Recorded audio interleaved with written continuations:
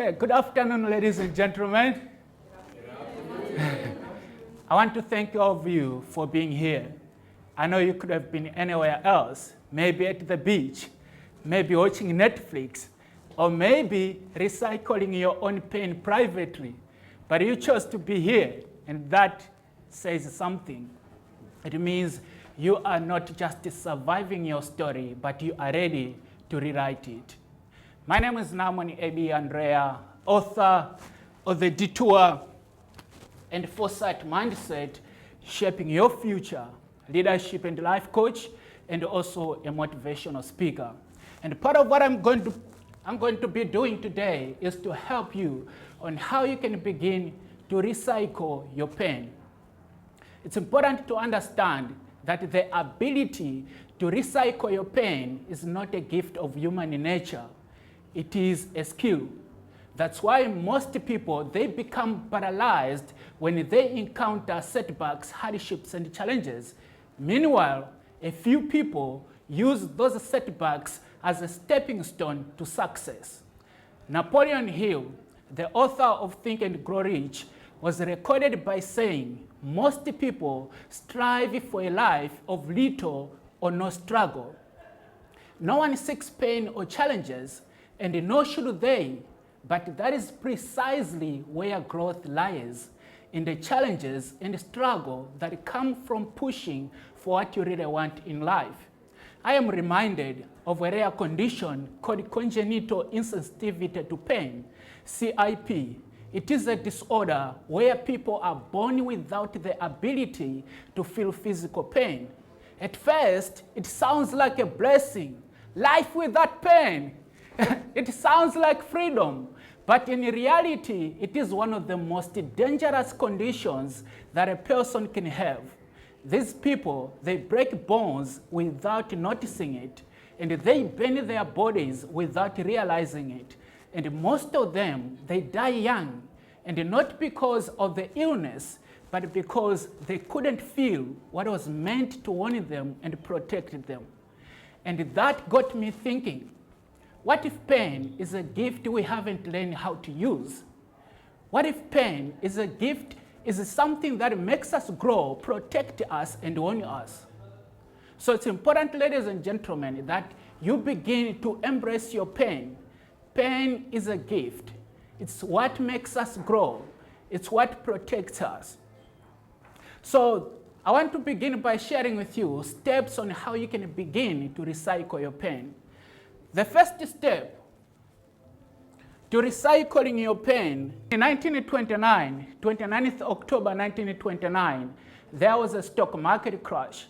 And it is recorded that thousands and thousands of people committed suicide because they failed to recycle their pain. Thousands and thousands of people committed suicide because they panicked. And the word panic is a very interesting word. It is originally taken from a Greek word which means to choke. And to choke simply means to cut off, to disengage, or to disconnect.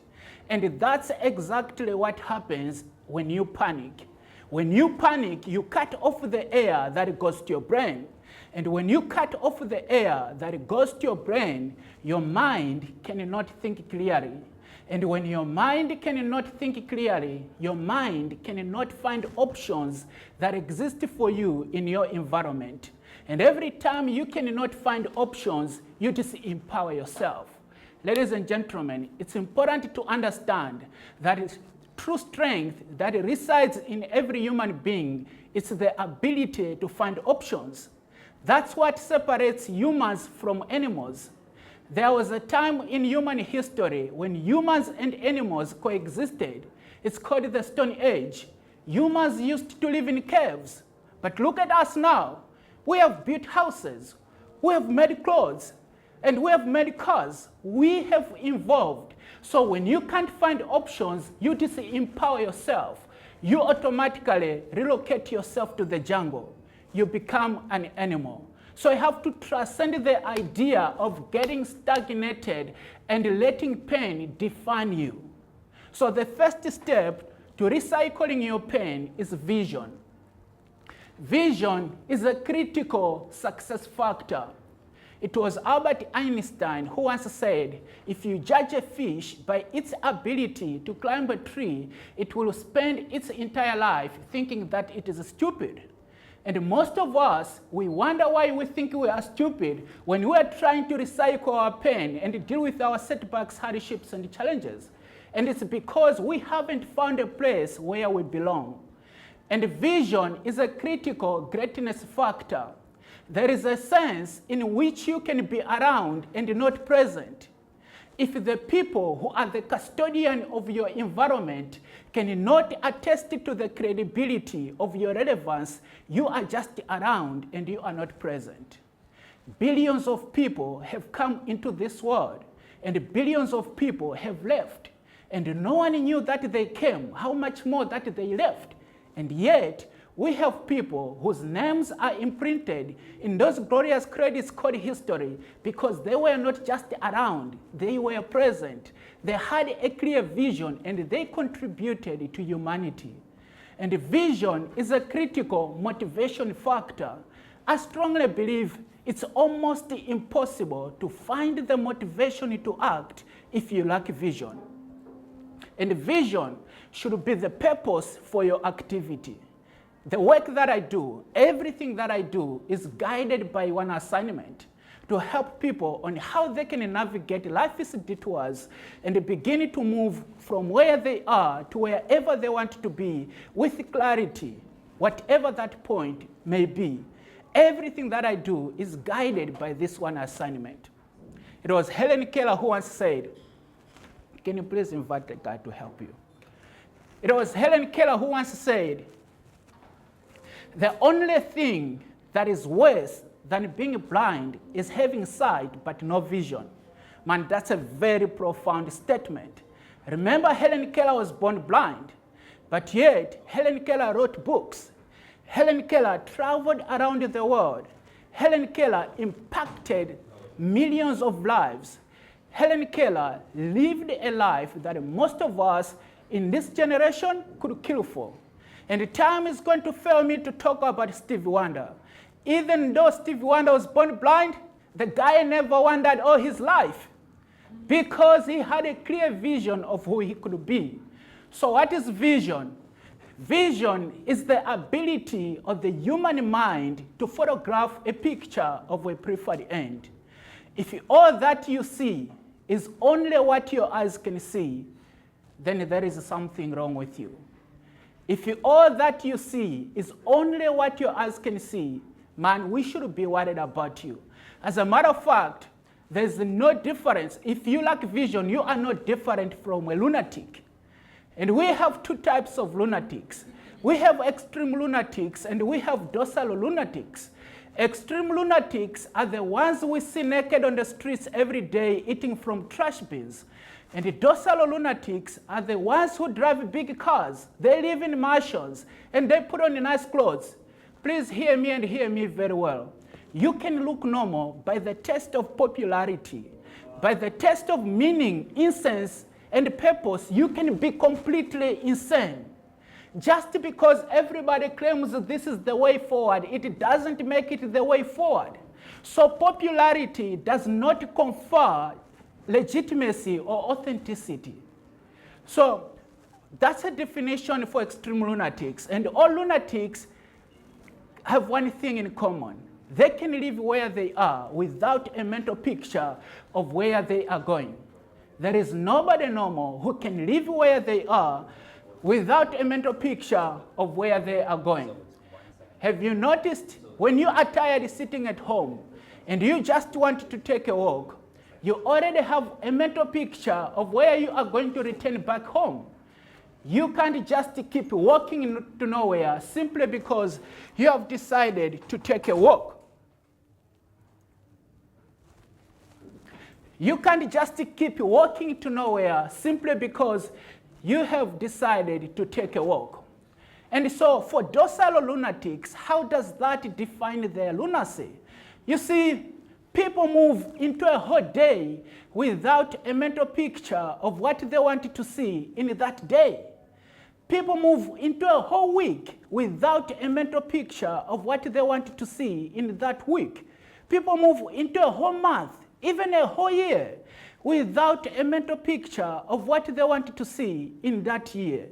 They look normal by the test of popularity, but by the test of meaning, essence, and purpose, they are completely insane. So you have to understand that every vision starts with a dream. And I am not talking about a dream that you dream at night. It was T.E. Lawrence who once said, all men dream, but not equally. Those who dream at night in the dusty recesses of their minds wake in the day to only find that it was all vanity.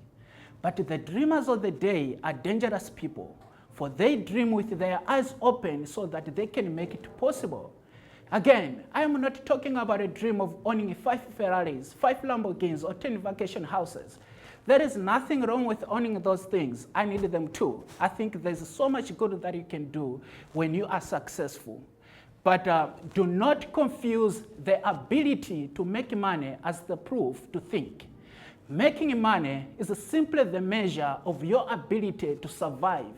But when you can think, you are able to solve complex problems. And you are able to do that consistently at a level, particularly those kind of solutions that are going to lift up others and unlock gratitude in the society. You see, where I come from, there's a private college close to us. And on weekends, guys driving Hummers, Range Rovers, all these big cars, they park near that college, take their young girls out and go sleep with them. I tell you what, no one in our community is happy that these guys have got money. Because even though they've got money, but they are not thinking. There is what we call nuisance value. It's an entity's contribution to the underdevelopment, disorderliness, and irritation of the community. So that's what those guys are doing. They are making lots of money, but they are not thinking. Because when you can think, you are able to solve complex problems. I just finished watching a series titled Narcos. It details the story of Pablo Escobar, one of the richest drug lords in history. And what caught my attention while watching this series wasn't even the series itself, but it was the statement that Pablo Escobar made. He said, I am not a rich person. I am a poor person with lots of money. That statement shook me. And I think it reveals a deep truth about life. Some people are so poor that the only thing they have is money. No compassion, no integrity, and no love for humanity. They are so poor that the only thing they have in their life is money. So when you can think, you are able to solve complex problems, and you are able to do that consistently at a level, particularly those kind of solutions that are going to lift up others and make a difference in the society. So therefore, a real dream is as if Nelson Mandela is saying, I have dedicated my life to this African struggle. I have fought against white domination. I have fought against black domination. I have cherished the ideal of a free democratic society in which all persons will live together with equal opportunities. It is an ideal that I'm prepared to live for. But if needs be, it is an ideal that I'm prepared to die for. What a man and what a dream. Nelson Mandela couldn't even see life outside his dream. To tell Nelson Mandela to consider an option was to kill him, because he had said to himself that his dream was a dream that he was prepared to die for. But then you have to understand that on the path of where you are, to seeing your vision fully manifest, on the path of where you are, to seeing your dreams come to pass, you are going to encounter difficulties. You are going to encounter failures. You are going to encounter challenges. You are going to feel the dejection of rejection. But I'm here to tell you today that do not give up in the face of rejection. Let rejection breed determination. In my line of work, at least for now, I get more rejected as a speaker than I get accepted. But I know a time is coming when I'm going to be fully booked. But I've come to realize one thing, that one of the greatest tragedy in life is not when others reject you. One of the greatest tragedy in life is when you reject yourself. So even when no one wants you, Even when no one believes in you, you must want yourself enough and believe in yourself enough and insist that there is a destiny for you to fulfill on this face of the earth. So don't reject yourself simply because someone else cannot see your value. So it's important that you have patience and self-discipline. Most people erroneously think that patience is just sitting and waiting. But I've defined the waiting as a form of laziness that wears a mask of patience. Because true patience demands productive activity. True patience demands that you are in action. And so it's going to be, because it's going to be difficult for you to begin to recycle your pain, you have to be patient with yourself and patient with the process. In the east of Asia, there is a tree which is called the Chinese bamboo tree. And the Chinese bamboo tree takes about 5 years, 5 good years, to break from the ground. But within 5 weeks, it grows about 9 feet tall, which is about 274 centimeters. Now, my question is, does this Chinese bamboo tree grow 9 feet tall or 274 centimeters in those 5 weeks or in 5 years? I'm posing to you a question. Does it grow 9 feet tall in those 5 years or in those 5 weeks? Anyone? Yeah? It grows 9 feet tall in those 5 years. Because if the farmer stops watering that seed in those 5 years, then the seed is going to die. You know, so when you are busy working on your vision, when you are busy working on your dream, people are going to question you. Man, you have been doing this for 5 years and you have nothing to show for. So you have to be patient with yourself and patient with the process. You know, research has shown that the shortcut to success is 10,000 hours. And in a life that involves showing up at a friend's birthday party, going on a date, it takes about 10 years, unless you are doubling your effort. And the reason most of us, we fail to recycle our pain, it's because we want everything fast. Fast food, fast success, even fast girlfriends. You know, if I need a girlfriend, I just go outside, download an app, swipe right, ta-da, you got a match. See, so the idea that we want to get everything fast, but life doesn't work that way. So you have to be patient with yourself and also have self-discipline. So self-discipline is the ability of the individual to stick to thoughts, actions, and behaviors which will lead to improvement and success in life. Albert Hubbard, one of the most prolific writers in American history, defined self-discipline as the ability to do what you should do, when you should do it, whether you feel like it or not.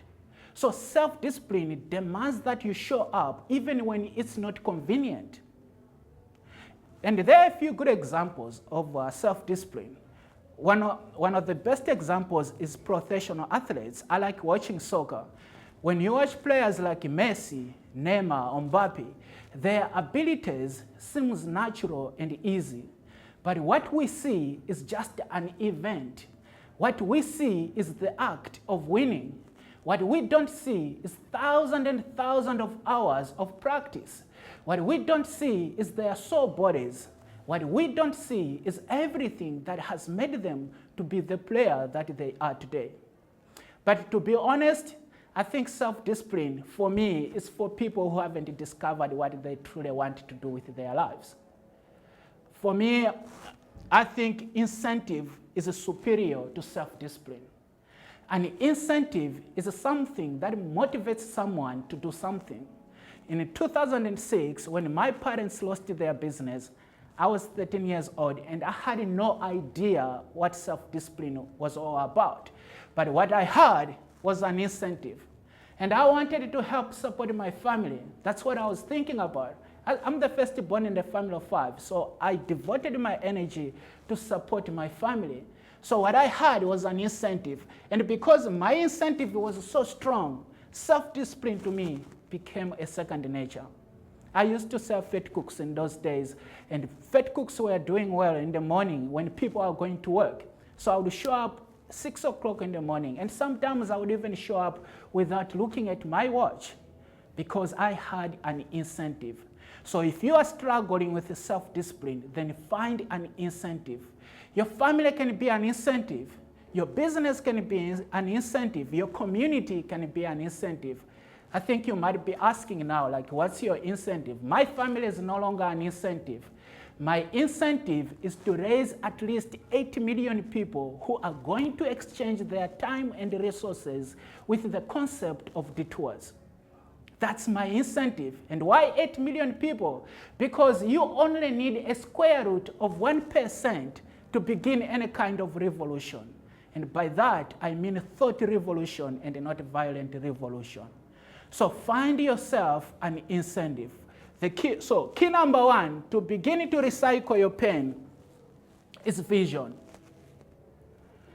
And key number 2, passion. Vision gives direction, but passion is the fuel that moves the vision. So you need to have passion. Passion is the driving force behind every significant human achievement. And the reason people fail to recycle their pain is because they don't have passion. In 1963, 28th August 1963, Martin Luther King Jr. gave his famous I Have a Dream speech. And it is recorded that more than 200,000 people gathered on Lincoln Memorial steps to hear Martin Luther King Jr. I Have a Dream. Man, I found that interesting because in my lifetime as a speaker, and I think it's the dream of every speaker to speak to a big number of people, thousands and thousands of people. So I found that very interesting. So I began listening to Martin Luther King's speeches over and over again. I read some of his works, trying to understand what is it that made Martin Luther King Jr. to gather more than 200,000 people in one place. And one day, it dawned on me that Martin Luther King Jr., it wasn't about his dream, it was about his passion. Here's the thing about dreams. Dreams, by their nature, they don't make sense.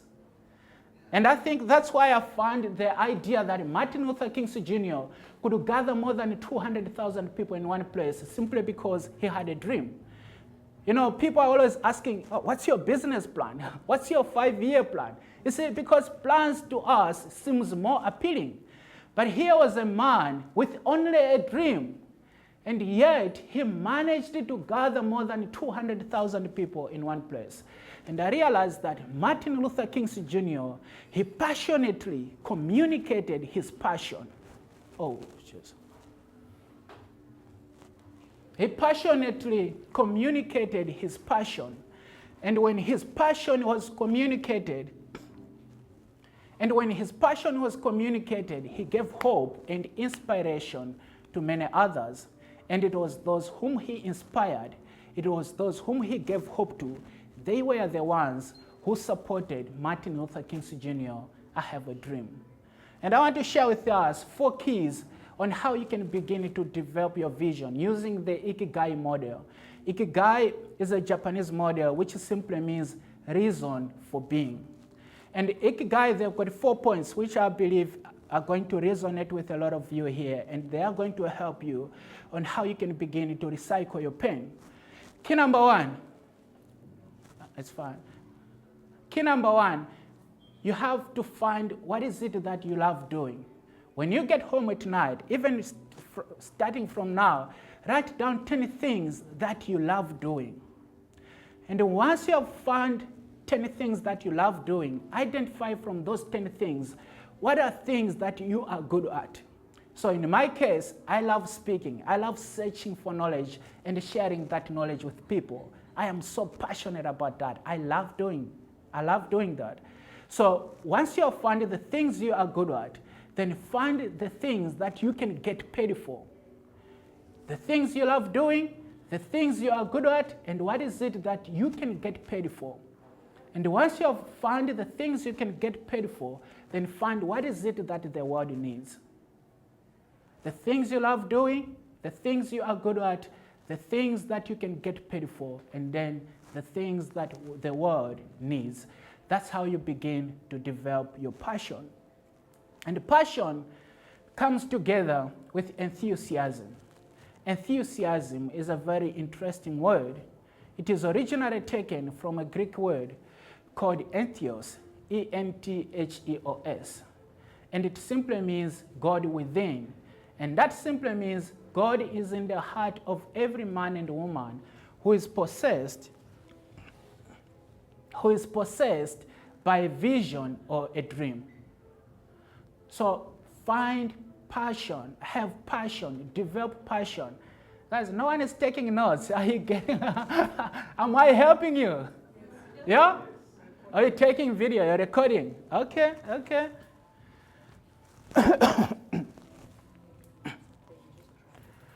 Okay, so passion. So when these four things collide, you find your reason for being, your ikigai. So that's key number 2. Key number 3, defy self-pity. Defy self-pity. Most people, they fail to recycle their pain because they focus on the surface appearance of pain and they overlook the deeper meanings and motives behind the pain that they are going through. Where every pain that you are going through is the definition of your own relevance. Whatever pain you are going through is the definition of your own relevance. As a matter of fact, you have to understand that your painful years are not wasted years. They are the foundation of your years. You know, looking back, when my parents lost their business again, I was just 13 years old, and nothing made sense. But I am here today speaking to you about the subject of recycling your pain, because those years were not wasted. They were the definition of my own relevance. They were pointers to my destiny. And so when you fail to recycle your pain, you miss the attention that continues to drive your relevance. When you fail to recycle your pain, you miss the attention that continues to drive your relevance. Robert Greene, in his book, The Laws of Human Nature, he tells a story of Milton Erickson. Milton Erickson was paralyzed at the age of 17. And he was paralyzed to a point that the only thing he was able to move was his eyes. But yet, on what most people could call their deathbed, Milton Erickson mastered his skill of studying human behavior and the unconscious skills of others. Milton Erickson died as one of the greatest psychiatrists in human history. Go out and Google him out. He died as one of the greatest psychiatrists in history on what most people could call their deathbed. So the only permission you need to become all that you have envisioned is to be alive, man. The only permission you need to be all that you have envisioned is to be alive. Your breath is not just for you to live. It's a testament for your future responsibility. Am I communicating? Am I helping you? Huh? Okay, you're too quiet. Okay, so you have to understand, don't feel sorry for yourself, no matter what is going on in your life. When I moved here, man, my life has been hard enough to crush a man who could not endure grief. I moved here when I was 21 years old. No brother, no sister. On my own, I struggled and I struggled. I remember at a certain point, I was living in Goodwood, and I had no money to pay my house. So my landlord came to me and he said, you know, you're a good man, and I don't want you to be homeless. You know, I don't want you to be homeless. But here's what I'm going to do. I'm going to remove your door as a reminder that you owe me. I thought he was joking. He came later that evening, removed the hinges, and left with the door. For 3 weeks, I had to use my blanket to cover the door. Man, I had gone through a lot of challenges, but that was different. And here's what happens, ladies and gentlemen. When you have been saying yes long enough, yes to pain, yes to the process, you eventually end the clarity to say no. And when that happens, ideas begin to flow, power begins to rise, and direction begins to form. I've often said, when you are desperately asking yourself, why am I going through the things that I'm going through? Most of the times, you can be the answer rather than just another question. When you are desperately asking yourself, why am I going through the pain that I'm going through? Most of the times, you can be the answer to that question rather than just another question. And I've noticed, through my little life, I've learned that most people do not commit suicide because they are hopeless. Because I was hopeless, I was haunted by hopelessness. I was depressed. I remember there was a time I was even thinking of committing suicide. But then again, I said to myself, what's the point of committing suicide when I'm still going to I'm not going to exit this life alive? I'm still going to die anyway. So what's the point of committing suicide? And that's when I left the idea of committing suicide. And it was in that moment I learned that most people do not commit suicide because they are hopeless. People commit suicide because they are clueless. Cluelessness precedes hopelessness. Cluelessness is the inability of the human mind to photograph the next second and many seconds after it. Once your mind cannot photograph the next second and many seconds after it, that's when you become a sure candidate of suicide. Again, that brings us back to vision. You must have a clear vision of what you could be, because if all that you see in the present moment is not all that you see in your vision, then that simply means what you see in the present moment is temporary. If all that you see in the present moment is not all that you saw in your vision, then what you see in the present moment is just temporary. You see, people say, oh no, this is just my reality. Reality in itself is not true. Reality is a partial representation of the truth. And the truth is always that there is always a better version of you waiting. Just like pictures, they are in low resolution and high resolution. When you are struggling, it means that it's a low resolution of you, but there's a higher resolution of yourself, a better version of yourself. So don't give up or don't feel sorry for yourself simply because things are not looking like they are going your way. And one of the most difficult things or people that normally do is that they wait for someone to come and give them a motivation. You see, motivation in itself is not something that magically appears and energizes you to take action. Motivation is birthed out of action. As a matter of fact, I wrote that the antidote to stress and worry is action. So motivation, action creates momentum. Momentum creates progress, and progress creates motivation. So if you wait until you are motivated, then you have already lost. As a matter of fact, if you feel that you are ready, then you are late. Don't wait until you are motivated. Start taking action. Clarity itself is birthed out of action. So take action regardless of what you are going through. Be in motion. You see, I've learned that the principal factor of happiness in life is progress. Have you noticed how happy you are when you have made progress in life? But progress in itself is birthed out of action. So if you are not taking the action, you are going to be depressed your whole life. If you are not taking action, you are going to be depressed your whole life. Because happiness in itself is birthed out of action. Yes? I was actually gifted with the formula of happiness. Wow. So I'll share it with you. Yeah, sure, please do. Well, not now, but it's a picture Oh, okay. of self-compassion. Oh, self-compassion. Because happiness is emotion. They can come and go. Yeah. But compassion stays with you. Yeah. I love that. I'll share it with you. Okay. My boss, Alon Sachs, he Okay. shared it. Thank you for that. It's like a little secret. Okay. And and the interesting thing as well, the word emotion is originally taken from a Greek word, and it simply means energy in emotion. Yeah, it's the word emotere.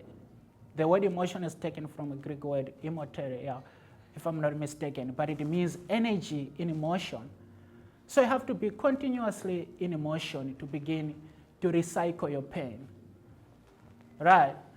So that's key number 3. My mind first. Okay, key number 4. You are the opportunity. You know, there's no one who's coming to save you except for one thing. You have proved your capacity. No one is coming to save you except you have proved your capacity. And I've defined an opportunity as a match and as a connection between what you have to offer and what the world needs. Please don't tell me you have nothing to offer. That's a lie. That's a betrayal to your potential. Everyone is an opportunity. When I got here again, I had no money. I had no one that I knew that could come and help me or support me. But what I had was just my story. The difficulties, the setbacks, what I had was just my story. And you know what I did? I documented my story. I documented my story, and I've sold more than 5,000 now from 2021 of my story. So don't tell me that you don't have anything to offer. You have something to offer. If I could only use my story to become the person I am today, then you can. That's how you begin to recycle your pain. Identify options around you, and what is it that you can offer to the world, and what is it that the world needs. So you have to be continuously in motion. From the time I've published this book, I've appeared on TVs, I've been on radio stations, been featured in magazines and newspapers, and I'm not sharing this with you to impress you. No, ladies and gentlemen, I'm sharing this with you to impress upon you what's possible when you understand that you yourself are the opportunity. You know, Les Brown told a story about 2 young men who were looking for a job, came from the same background, same qualifications, and they went out in the world, started looking for a job. And like many of us, they faced disappointments. They got rejected. So the other young man gave up, and he said to himself, there were no job opportunities. The other young man persisted because he understood that he was the opportunity. And one day, he found himself at this other company. He met with the manager and said, sir, I'm looking for a job. The manager said, no, man, we are not hiring at this place. And the young man insisted. He said, look, I am tired of sitting at home. I just wanted to keep myself busy. And for someone like me who was unemployed for a very long time, I could relate with this story. And I've come to realize that doing nothing is more depressing than work itself. So I could relate to that story. So he insisted and he said, look, sir, let me just volunteer. The manager said, okay, it's up to you, but there's no way that we are going to be paying you at this organization. So he started volunteering. 3 months down the line, one of the managing directors of the company died. And they wanted to hire someone within the company. And because this young man was the first one to show up at work and the last one to leave, and he was committed at what he does, they gave him the position as the managing director. Because he understood that he was the opportunity. So you yourself are the opportunity. 2 years ago, I was given an opportunity to give a talk in Mitchell's Plain at Youth Expo. And they asked me to speak on the topic about unemployment. And I said to the youths at that convention, I said, guys, I've done my research, and I've done in my little reading, I've never found a country which experienced some form of growth and transformation through its government. It has always been through its people. America, even as we know it today, wasn't built by its government. It was built by men like Johnny D. Rockefeller, J.P. Morgan, Andrew Carnegie, Cornelius Vanderbilt, and Henry Ford. Interestingly, there is a series which is called Men Who Built America. You should go check it out. Men Who Built America. And so even though America has had good governments, but yet they know that the men who built America wasn't the leaders of the nation. They were men like you and I. So you yourself are the opportunity. You know, after the Second World War, Japan, as we know it today, was supposed to be doomed for misery. As a matter of fact, the only natural resource in Japan was the people of Japan. But they have transformed Japan into an industrial and technological powerhouse as we know it today. We cannot talk about Samsung without talking about Japan. We cannot talk about Panasonic or Toyota without talking about Japan. How did they do that? They understood that they themselves were the opportunity. So when nations and individuals fail to realize that they themselves are the opportunity, they get stagnated. So part of your maturity or part of your responsibility is to begin to take action, to understand that you yourself are the opportunity. That's how you begin to recycle your pain. And that's how you begin to transcend the idea of stagnation. Right. And I want to close with this story. In the east of Asia again, there was a man called the Oracle. And they called this man the Oracle because he had answers almost to everything. And one day, two young men decided to test the level of wisdom of this man. So they caught a bird, and they didn't kill the bird. They caught the bird, went to the Oracle, hid the bird behind their back, and said to the Oracle, "Sir, we have a bird behind us. Please tell us whether this bird is dead or alive." Do you know what the Oracle said? The Oracle said, "Whether the bird is dead or alive, it's up to you." And I want to close by saying, it's up to you to develop a vision of what you could be and commit to it. It's up to you to have passion. It's up to you to defy self-pity. And it's up to you to understand that you yourself are the opportunity. After this session, it's now all up to you.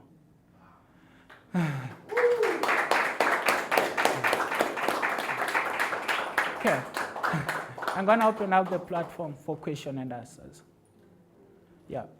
Not about questions and answers, but it's just to share my story. Yeah, okay. It's like 5 minutes. Yeah, that's right. Yeah. Guys, But I mean, you didn't get your coffees. answers, Your coffees. Yeah. Can you? Yeah, you can tell them to people want to people. No, you should come in. People want to order. Yeah, 1, 2, 3, 4, 5, 6, 7, 8, 9, 10, 11. Is that not gonna need your? Yeah, 9. Yeah. Okay, so 1. Oh yeah. Okay, just invite the waiter then. Yeah. Sorry, just back to him. I just want to say, not necessarily a question. This was amazing. Thank you. I appreciate that. Straight to the point, well articulated. Thank you. And please, the next one, let me know. We'll be early. Thank you. I appreciate that.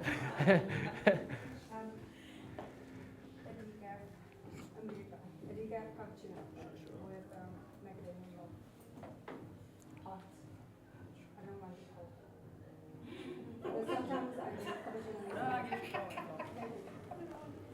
So I'm gonna continue my video. Hello, my name is Namon Abe and I met Namon in Okay, passing by a little back in mouth there. August 2023. I always love supporting my friends and family and strangers in any form. Namon was standing there by the table with his books and yes, divine intervention. At that moment, you don't know why you were drawn to a person, a place. But 2 years later, I knew and I understood why. I read the book in August and see how beautiful God is. Exactly 2 years later, I'm here again. Wow. I emailed Namon and I expressed, I am saying your name right. Yeah, Namon, yeah. Expressed how touching and moving this book was to me. Thank you. Because I can relate. And I felt his pain. As a healer, an empath, I feel people's energy no matter where they are.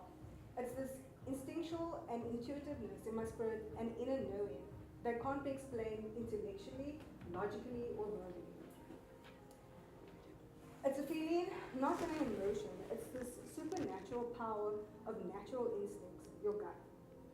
The line that broke my heart the most was, life is a battle. From the very start, we fight right from the womb. Yeah. I visited practitioner, I don't know if I said that correctly, whom I gave permission to energetically read my body, my chakras, and she told me, you have been in fear and afraid since you were in your mommy's tummy. Since the womb, I never felt safe until now, where I moved away to a place I call my sanctuary and my home. And when I declared and vowed I'd stop smoking weed, my crutch, my numb, my coping mechanism, during my therapy last year, I released the pain and the anger of being abused, oppressed, suppressed, the unworthy feeling in my womb, my root and solar plexus. But I break down when something traumatic happens, when someone I love so dearly breaks my heart, and when I'm in this hypersensitive, filled with intense emotions of hurt, pain and anger, unworthiness, lack of dignity, I go and light up a joint. Because I know that will just take away everything away. The thing is, weed saved my life because there were 3 moments in my life I wanted to throw myself in the ocean because she is very inviting. But with faith, hope, love, and belief in myself, this is not the end. I strengthened my belief in God and myself. I became a better version of myself, and I am a better version. And my late great auntie Liz, she said, Dominic, you were always protected by the blood of Jesus. And now, coming from a person, me, I wasn't very religious. I was more spiritual. And because I feel just religion has a lot of rules and regulations, and it doesn't allow your spirit to actually be natural. Yes, I get moments of intense pain and shame, but sometimes it's not mine to bear. It's a pain from my ancestors and the people of the collective. Now I channel these extreme hypersense emotions and feelings and the pain through my art, my journals, my singing, my dancing, or sometimes I just sit and lay and allow myself to just feel this pain and transmute the darkness into light. And I allow myself to cry because tears hold magic and innocence. With my innate magic and God's unconditional love, I accept my soul's purpose because I and we are born here to serve God and the collective with our gifts, skills, and knowledge. It's all about the higher self, the higher purpose, doing extraordinary work, what matters. And in closing, I encourage everyone to come back to your spirit, your mind, and your body, and take the actions of healthy habits and let go of the old schemes. Shred like a snake, the snake shreds skins. Yeah. So you can feel more free and compassion and respect yourself more. We are forever healing. We are never healed. Till the day God decides it's done. But thank you for listening to me. God gets all the glory and the man. Yeah. I appreciate you. Thank you. And I see you. Thank you. I will be eternally grateful that you never gave up. Thank you. And I actually just missed the thing where I said transmuted as light because we are a Libra scale. Finding the balance of light and dark so we are neither be consumed by the other. So but thank you for holding this sacred space for me to share and learn, and I hope to hear your stories as well. Thank you. Thank you.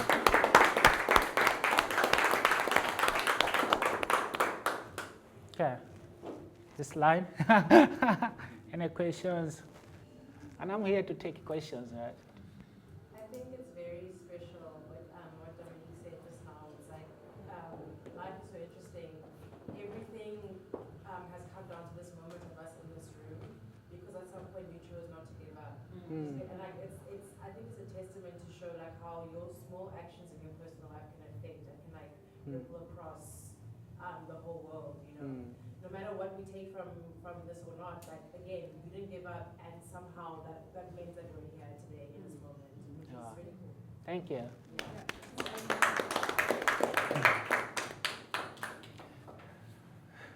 Okay. I'm looking for questions. Craving for questions. Is it possible to get your notes? And if you're saying, is it going to be shared free? Or is it? I think that's the part where I get paid. So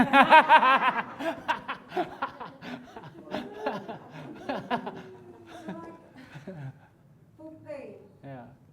from my perception, pain comes from anger. Yeah. Like, if I feel I'm in pain, I immediately feel anger. And so for a very long time, I always try to let go of that anger, because when I'm angry, I'm in pain. I lose all control. I literally pick up physical objects and throw it, Wow. because I need to express it out. Done. And I feel like this recycling the pain, it's not about, like, for me, losing control or, like, externally showing that. It's all about the internal. Like, the self-discovery, it's all about the self. Okay. And, like, I resonate everything that you've said, because I feel like I've been going through this my entire life. It's like a never-ending recycle of life, death, life. Like, we can't escape from it. It's just that we have to accept it. I agree. And accept it in a way that you can feel content within yourself. Yourself. Because we cannot help until we love ourselves. And I've met so many people that have said, oh, I hate people. I'm like, well, why do you hate people? Then you hate me. So why am I not doing it? And I feel so deeply sorry for them, because they're in so much pain. And there's just so much pain in this world that it's like overwhelming. And I feel like my purpose is to create art, because I'm an artist and a designer. And create beautiful work that actually uplifts people. Because that's what everyone needs. People in their lives, in the inner circle. And I feel I'm here today because we are like-minded. This is the inner circle. Yeah. And that is beautiful. So, Thank you, Dom. Thank you.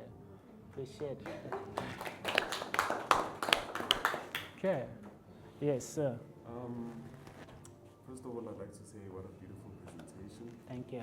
Everything was so clear. So we often get motivated and we chase after our dreams, nah? And something like a small rejection can set you off course, and then you end up forgetting that pain is your biggest asset. So I want to know from you, what was your personal, how did you personally keep reminding yourself that at the end this pain will be worth it? Because it's so easy to give up from just one rejection. Yeah. Yeah. So I think you just have to kind of like be in the present. So I've often said, I don't think what we do today really shapes our future. I think it's our future that shapes our today. Like again, so as long as you are alive, it's going to make sense. Eventually at some point it's going to make sense, but not in the present moment. So be calm, appreciate life, and just appreciate the fact that you are alive. Like I said, the only permission you need to be all that you have envisioned is to be alive. Because what you do today, everything, your mistakes, everything is going to make sense in the future. It's what's happening in the present moment. It's the future making a demand of you for what you should become, or for what it's preparing for you to be, or molding you to be. So I think one of the mistakes that most people make is to hold on to yesterday and hold on to the future. They're trying to hold on to what happened yesterday and what is happening in the present, and also holding on to what they want to happen in the future. So you can't have both. true freedom, I believe, is found in losing what was and embracing yourself fully for what can be. I don't know, does that make sense? Yeah. Yeah? Yeah. Okay. I think the lack of questions on my part is because you were very thorough in your And- presentation. No, I say, okay. Okay. I don't have a question, but it's like when you were alone, Yeah. like, of course, that loneliness. Mm. Can you describe when you like why you didn't? How do I say?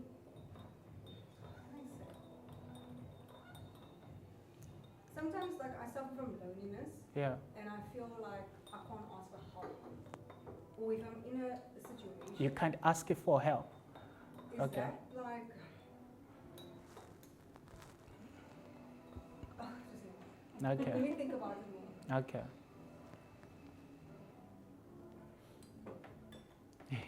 Okay. Tiro, it's like you're pondering on something. Okay.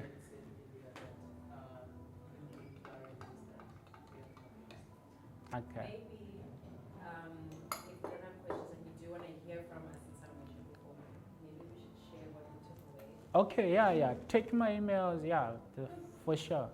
But you got my email and my numbers. But yeah, for those who don't have my email and my number,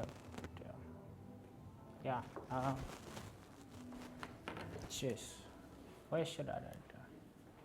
Oh, here. So my number, this mic is not working. Can you guys see this? There's a thread at the bottom. Oh, thank you. So, Namon, do you have a brand strategy? Because the brand, like as a creative director, I build brand strategies which encompass the vision, the mission statement, the values, and that. And how long have you been building the brand strategy, like a documented Bible in a way? Okay, I'm gonna be with you.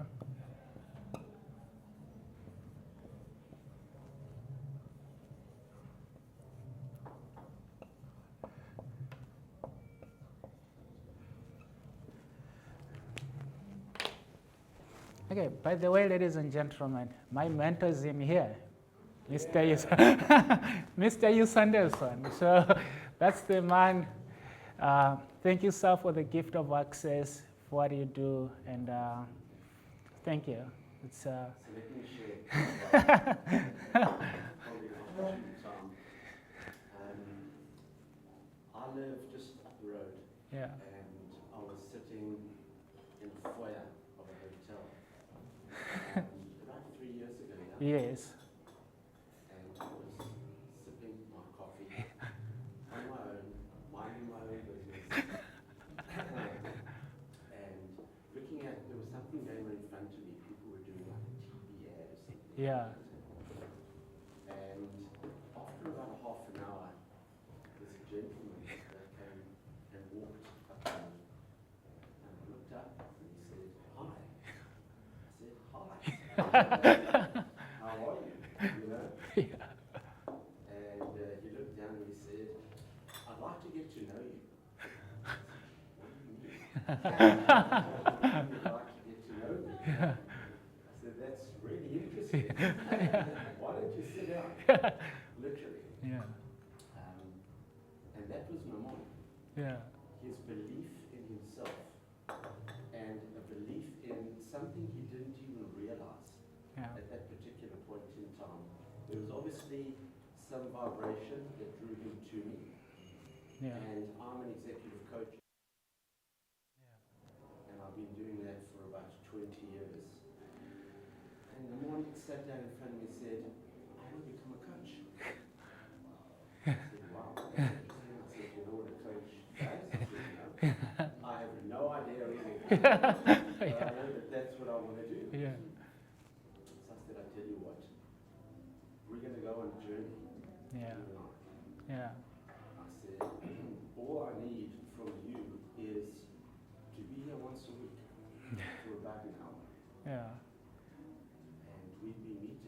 3 years. Every single week Yeah, for the last 4 3 years. We've Yeah. written 3 books together. Yeah. He's on his third, Yeah. Yeah. and he's standing up in front of you today. Yeah. Thank you. And he left a very important part. He has been doing all that for me for free.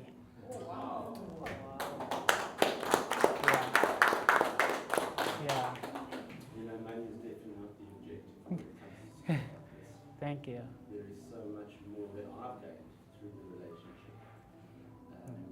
So many learnings that I have gained. Now, I've become a different person just based on the interactions that we've had, literally. Thank you. And there's still, I think, a lot more to come. Thank you so much. Thank you. And thank you for being here. Thank you. Okay. Okay. Hey guys, I guess we're just gonna enjoy our coffee, but this is my phone number, my WhatsApp, and my email address. So again, let me ask this. If you can go on my LinkedIn, guys, just drop a comment of how you felt about this talk. Just write down your something like a recommendation. You guys gonna do that? Yes. Thank you. So my new book is titled Needy, Why Validation is Destroying Us. So the idea is I think we are now living in the most busiest and crowded age than at any other time recorded in history.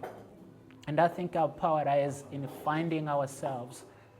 So yeah, I'm going diving deeper into that. I think February next year, if possible, we might be launching that book, yeah? Yeah, yeah? Yeah?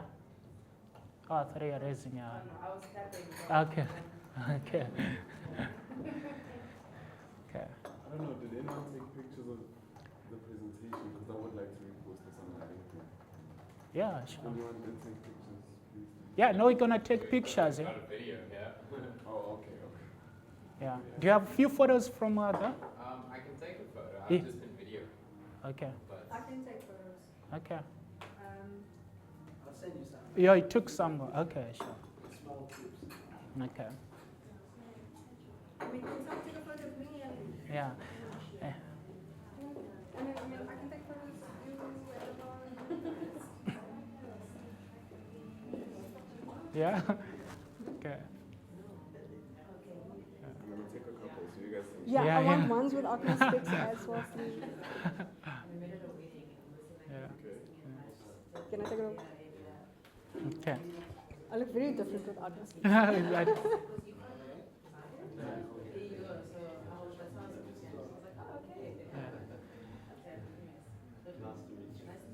Yeah. You guys can change your pose. Oh God, I want those. Like a hi. I think that works. The fake candid. Yeah. Okay. I think that's it. Okay. You're like my dad. He just Yeah. takes pictures, and when I check my phone, it's like 100 100. pictures. I'm like, Jeez. Dad. And then my phone just uses. Cool. Do you want a picture? I also want a picture. Okay.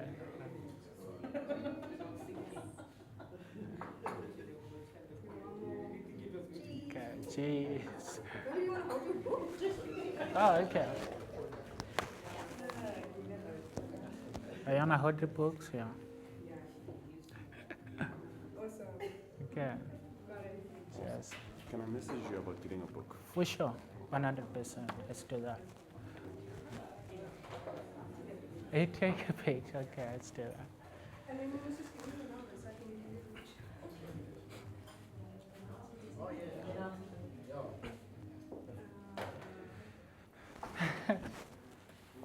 Oh, nice. Okay, let's do that. To be a couple. Okay.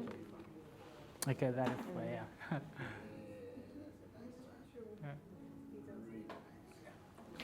Okay, guys, and Choma was one of the leading actresses in The Woman King. Yeah. She's one of the biggest actresses.